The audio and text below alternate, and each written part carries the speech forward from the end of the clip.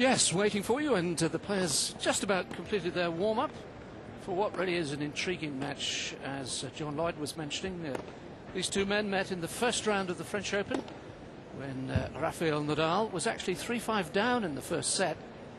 Del Potro just got a little nervous, you sensed, and let that opportunity slip away. And once you let an opportunity slip away against Rafael Nadal on clay, you are in trouble. And Nadal ending up the winner 7-5, 6-3, 6-2.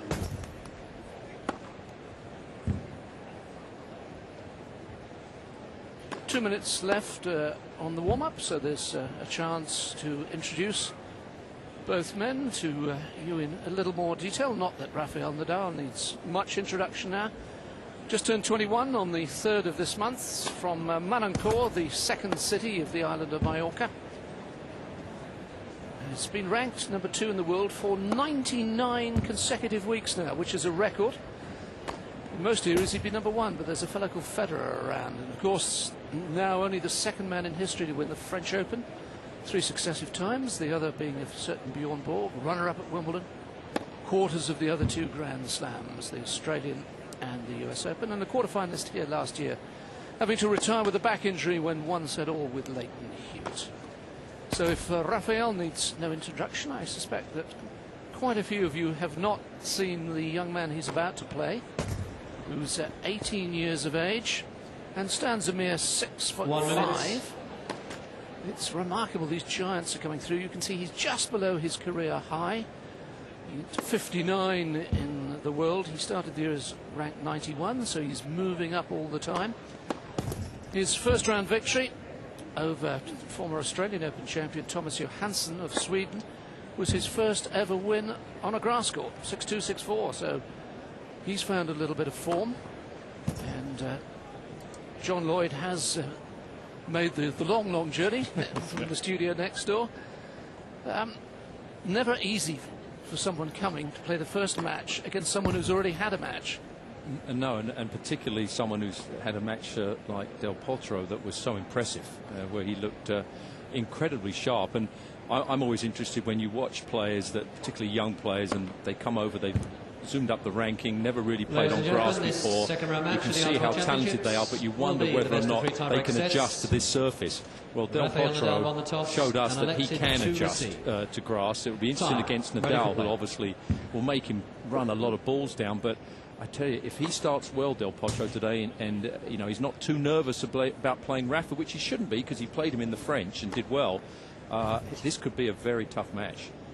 The other match they played was in Miami on hard courts earlier this year, and Nadal also won that one in straight sets. I think Del Potro is in that group of, he's not quite at the level of the Djokovic and the Monfils and Gasquet and Andy Murray's, because you know he's on his way up and he hasn't quite had their experience. But I think this man within the next 3 to 4 years is going to be top 10 in the world.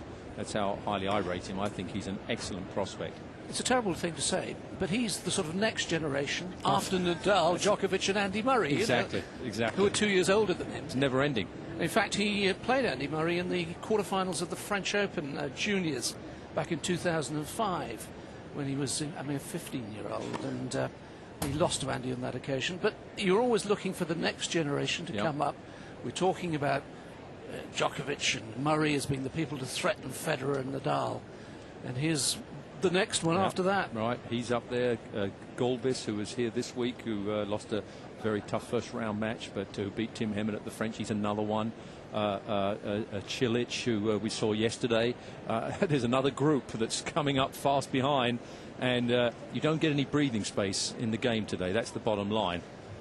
There's talent all over the place, and they seem to be getting bigger. It's just unbelievable. We've got to stop this growth pattern of 6'5" plus. I mean, what's going on?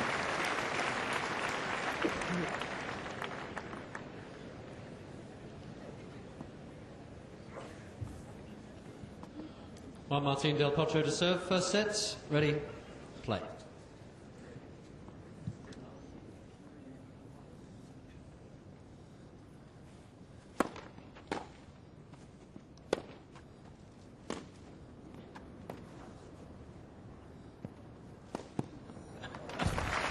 Not a bad start for the man who I think is now known as the Johnny Depp Love of the tennis 15. world, with those pirate shorts.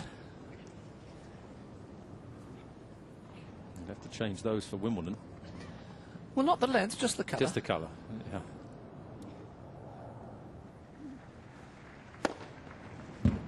$15 all. Yep. You saw a few of those against Johansson the other night. 129, just warming up, but right in the corner. That was the most important thing about that serve.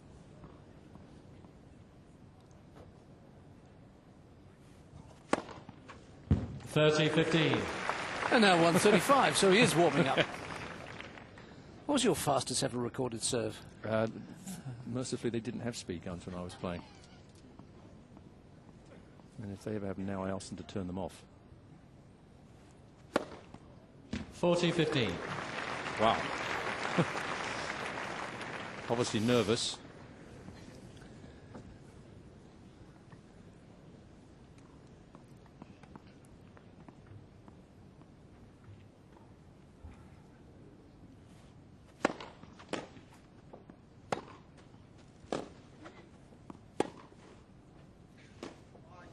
Game, Del Potro.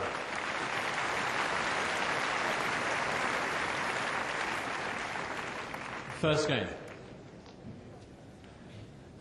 Well, our umpire for this match, a very familiar face, Jerry Armstrong, who's been umpiring for a long, long time. His dad was an umpire as well, but he's got a new role at Wimbledon this year. Jerry, he's going to be one of the assistant referees, so he'll be out there inspecting the courts and looking up at the weather. Good, so he'll get a bit of abuse. Nothing changes, really, does No. it? Rafael Nadal to serve.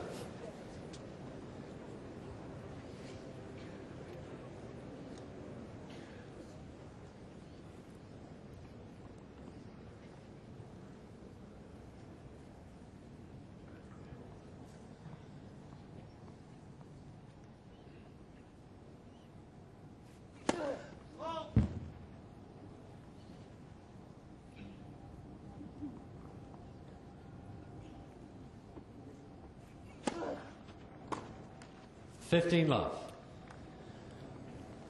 Always takes a little while to get used to the spin of a left-hander. The ball kicks at you from a different direction.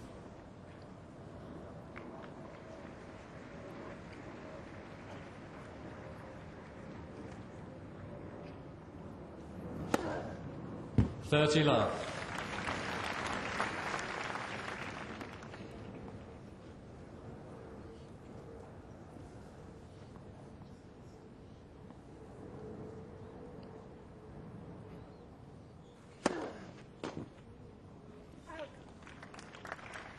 $40 love.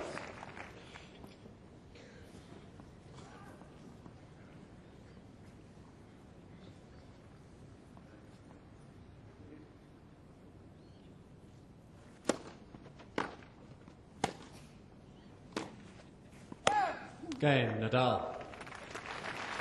So nice love service game for the #1 seed, One game more. who is actually ahead of Federer in terms of the race, which is based on performances over this calendar year, as opposed to the ranking system, which is based on performances over the 12 calendar months, the last 12 months. So it'll be fascinating to see if he can keep ahead of Federer and end the year as #1. Certainly be a major aim for him now.